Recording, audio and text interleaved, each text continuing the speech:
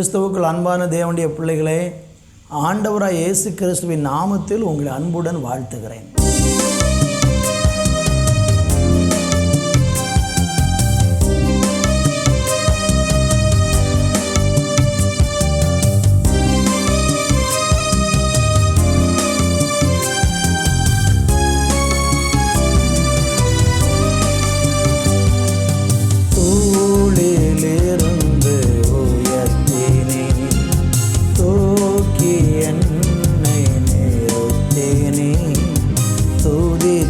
பாட வைத்தீர், அல்லேலூயா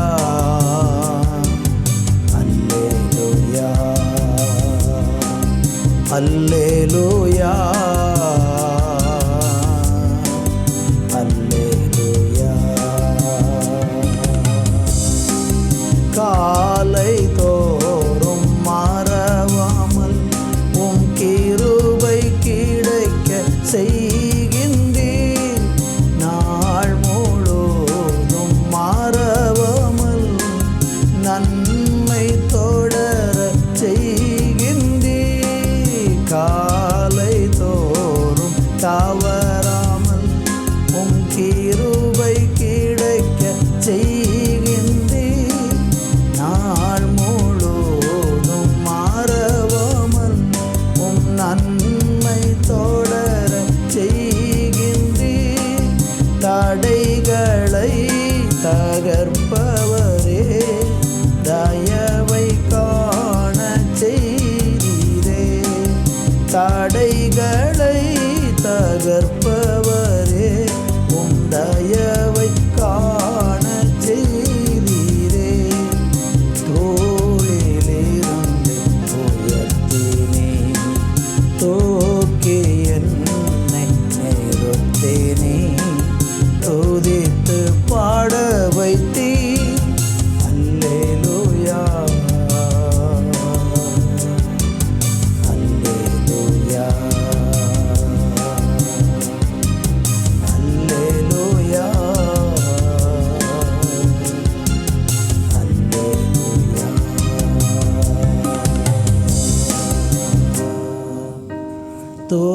தோளிலிருந்து உயர்த்தினே, தூக்கி என்னை நிறுத்தினே, துதித்து பாட வைத்தீர், அல்லேலூயா அல்லேலூயா.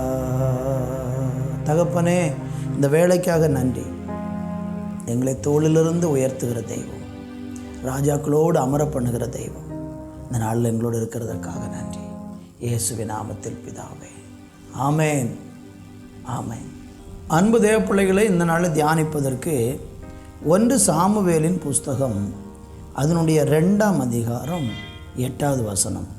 அவர் சிறியவனை புழுதியிலிருந்து எடுத்து எளியவனை குப்பையிலிருந்து உயர்த்துகிறார். அவர்களை பிரபுக்களோடு உட்காரவும் மகிமையுள்ள சிங்காசனத்தை சுதந்தரிக்கவும் பண்ணுகிறார். பூமியின் அஸ்திபாரங்கள் கர்த்தருடையவைகள், அவரே அவைகளின் மேல் பூச்சக்கரத்தை வைத்தார்.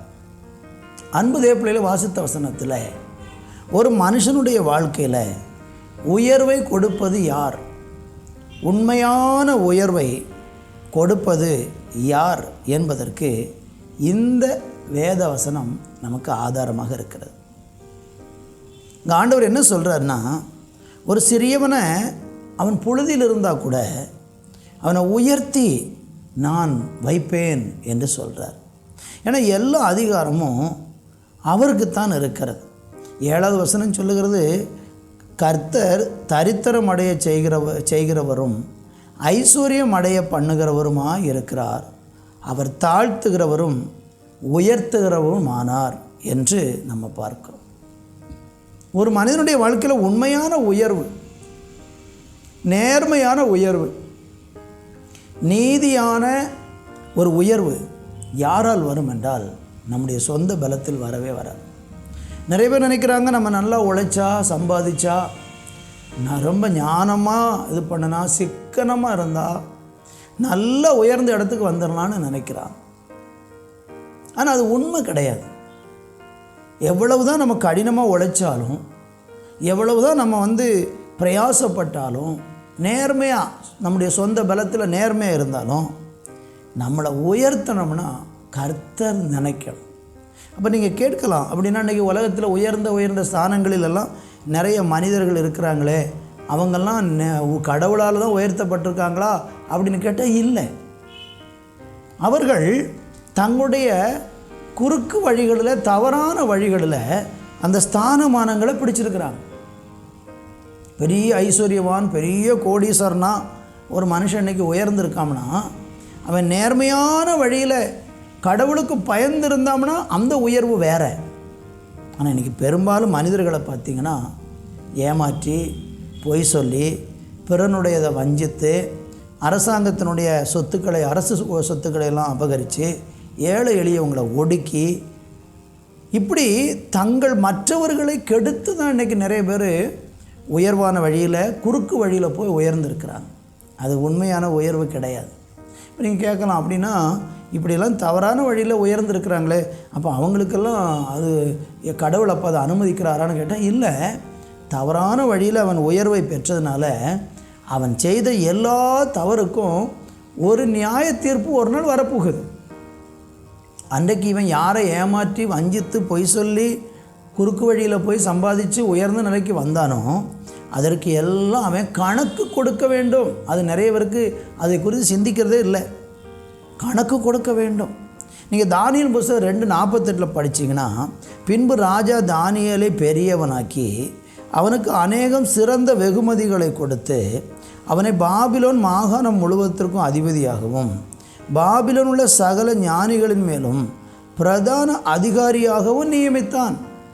அருமையானவர்களே, தானியேலுக்கு ஒரு உயர்வு வருது. தானியேலுடைய வாழ்க்கை பின்னணி என்ன? அவன் பாபிலோனில் சிறையிருப்பில் இருக்கும்போது அவன் ராஜாவினுடைய போஜனத்தினாலும் பானத்தினாலும் தன்னை தீட்டுப்படுத்த மாட்டேன்னு சொல்லி தீர்மானம் பண்ணி கொண்டானான். அது மாத்திரமல்ல, அவன் ஜெபம் பண்ணுவதை தேசத்தில் இருக்கிறவங்க பொறாமையினால் குற்றம் கண்டுபிடிக்கிறதற்கு அவனுடைய ஜெபத்தை தடுக்க நினைத்தார்கள். ஆனால் அதிலையும் அவன் தைரியமாக தினமும் ஜெபிச்சது போல் அவன் 3 வேளையும் ஜெபம் பண்ணினான். அவனை தூக்கி சிங்கக்கபியில் போட்டாங்க. ஆனாலும் கர்த்தர் அவனை சிங்கத்தின் வாய்க்கு தப்புவித்து காப்பாற்றினார். தானியேலுக்கு நேர்மையான வழியில் வந்த ஒரு உயர்வு. நீங்கள் தாவீது எடுத்துக்கொள்ளுங்க.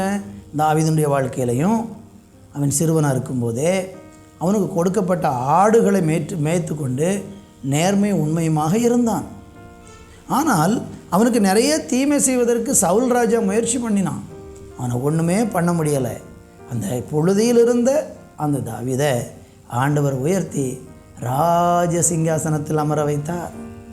தானியேலை ஆண்டவர் உயர்த்தினார். நான் உங்களுக்கு சொல்கிறேன், நீங்கள் கர்த்தரை நம்பி கர்த்தருக்கு பயந்து எனக்கு கர்த்தரால் வருகிற மேன்மையும் மகிமையும் போதும் என்று நீங்கள் இருந்தீங்கன்னா, நான் வாசித்த வசனத்தை போல அவர் சிறியவனை புழுதியிலிருந்து எடுத்து எளியவனை குப்பையிலிருந்து உயர்த்துவார். உங்களுக்கான உயர்வு கண்டிப்பாக வரும். உங்களை பிரபுக்களோட உட்கார பண்ணுவார். மகிமையுள்ள சிங்காசனத்தை சுதந்திரிக்கவும் பண்ணுவார். இது நிச்சயமாக நடக்கும். வேதத்தின் சரித்திரம் சத்தியம் இதை நமக்கு நிரூபித்திருக்கிறது. உங்கள் வாழ்க்கையில் இன்றைக்கி ஒரு தீர்மானம் எடுத்து பாருங்கள். நான் பொய் சொல்லாமல், யாரையும் ஏமாற்றாமல், கடவுளால் வரக்கூடிய நேர்மையான உயர்வு எனக்கு போதும்னு நான் காத்திருப்பேன்னு நீங்கள் இருந்து பாருங்கள். நிச்சயமாக உங்கள் வாழ்க்கை ஆண்டவரால் உயர்த்தப்படும். நீங்கள் ஆசீர்வதிக்கப்படுவீங்க. நல்ல பிதாவே, உங்கள் பிள்ளைகளுடைய வாழ்க்கை உங்களால் உயர்த்தப்பட்டு ஆசீர்வதிக்கப்பட கிருபை செய்யும். இயேசுவின் நாமத்தில் பிதாவே, ஆமேன், ஆமேன்.